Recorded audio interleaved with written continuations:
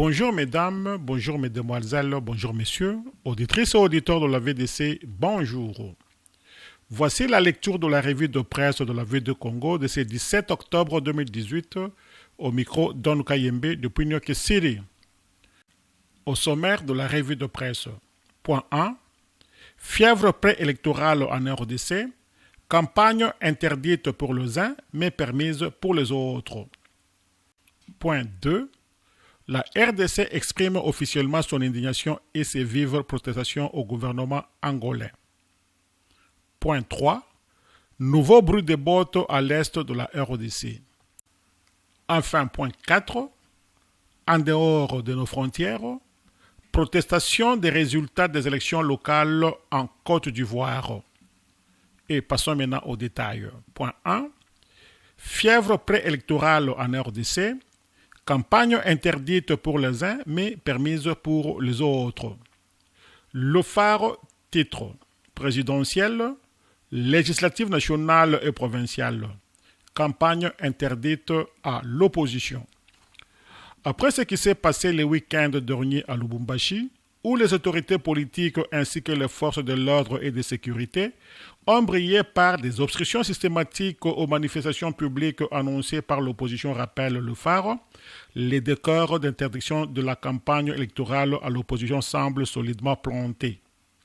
Pourtant, note le journal, le meeting programmé par Gabriel Kyungu, Christon Mwando, Délice Sanga, Martin Fayoulou, Jacquemin Chabani, Christophe Lutundula, Ève Bazaïba, Molicho, Adolphe Mouzito.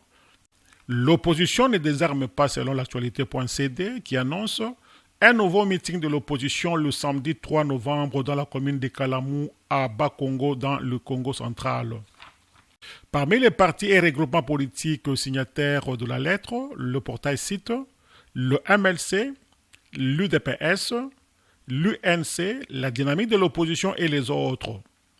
Devant ces militants dimanche 14 octobre dans le district de la Tchangou à Kinshasa, informe Times.cd, Adolphe Mouzito a réaffirmé la détermination de l'opposition d'aller aux élections. Nous sommes prêts pour les élections du 23 décembre cette année, mais sans machine à voter, qui n'a aucune base légale en RDC, affirme le candidat du nouvel élan à la présidentielle cité par ce média en ligne. Entre-temps, Ramazani Chadari annonce une équipe de 564 personnes pour sa campagne annonce au Forum des As. Reçu mardi 16 octobre par la plateforme des communautés de base PCB en sigle, le candidat président de la majorité sortante a dévoilé le nombre de personnes qui l'accompagneront lors de la prochaine joute électorale. Dans les jours qui viennent, nous allons présenter non seulement notre projet de société, mais aussi la grande équipe de la campagne qui va nous accompagner, la PCB y comprise.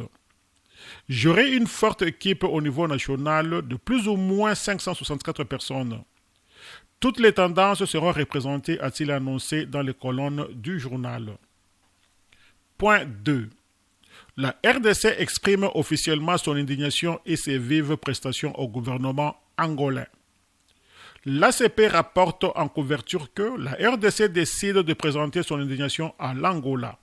Le bulletin quotidien indique que le gouvernement congolais a décidé de présenter toute son indignation et ses vives protestations au gouvernement angolais, conformément aux us et coutumes diplomatiques à la suite des expulsions massives de compatriotes congolais de l'Angola, au mépris des accords existants en la matière. Selon l'ACP, le ministre de la Communication et Médias Lambert Mende l'a indiqué dans son compte rendu de la 18e réunion extraordinaire du Conseil des ministres présidé mardi à Kinshasa par le chef de l'État Joseph Kabila Kabange, tout en soulignant que le gouvernement condamne les violations des droits humains et les pertes en vies humaines provoquées lors de ces expulsions effectuées en violation notamment de la Convention sur l'établissement et la circulation des personnes et de biens signée à Luanda le 3 décembre 1999. Le gouvernement déplore particulièrement le non-respect du principe de l'information préalable, faisant obligation à tout pays qui procède à l'expulsion des migrants irréguliers d'en informer préalablement le pays d'accueil des personnes à expulser en vue d'une meilleure prise en charge de ce dernier, écrit cette agence. Point 3. Nouveau bruit de bottes à l'est de la RDC. RFI titre. Une nouvelle rébellion serait en préparation dans l'Ituri et à Beni. On en parle depuis plusieurs mois.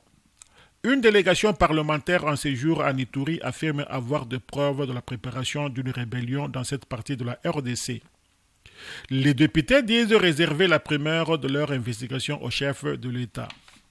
Une délégation des parlementaires congolais vient de séjourner en Ituri. Elle confirme la thèse d'une rébellion en action dans cette partie de la RDC. Ce mouvement se serait préparé depuis le territoire de Beni, frontière avec l'Ituri. Rappelons que l'armée a été la première à évoquer l'éventualité d'une rébellion naissante. Un mouvement qui n'a pas encore dit son nom, selon le porte-parole militaire, le lieutenant Jules Ngongo. Beaucoup d'autres soupçons sur cette nouvelle rébellion. On parle d'une coalition composée d'Ougandais, des Rwandais, des Burundais auxquels se seraient joints certains militaires congolais appelés hindous et qualifiés de collabos par les populations locales de Beni et de l'Ituri qui dénoncent une préparation de la balkanisation de la RDC, rapporte RFI.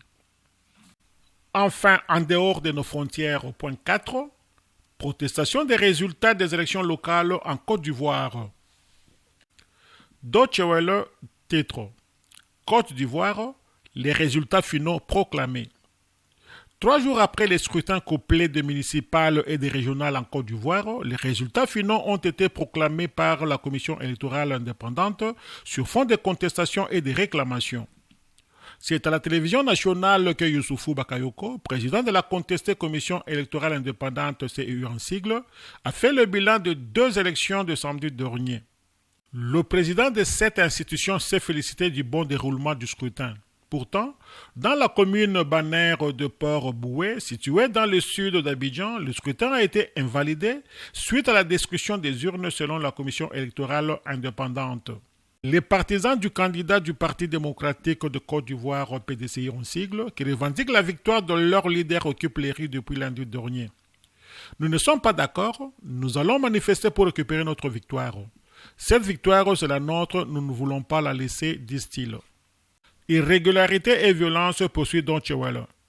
Dans la ville historique de Grand Bassam, située à une 50aine de kilomètres d'Abidjan, c'est la défaillance d'un logiciel qui a donné la victoire au candidat de la coalition au pouvoir RHDP en sigle, au détriment du maire sortant reconnu pourtant vainqueur par la commission électorale locale, rapporte Deutsche Welle. Fidèle auditrice et auditeur de la VDC, merci pour votre aimable attention. C'était votre humble serviteur Don Kayembe d'Opinion City pour le compte de la radio-télévision en ligne, La Voix de la démocratie congolaise, Panorama d'Afrique. À demain.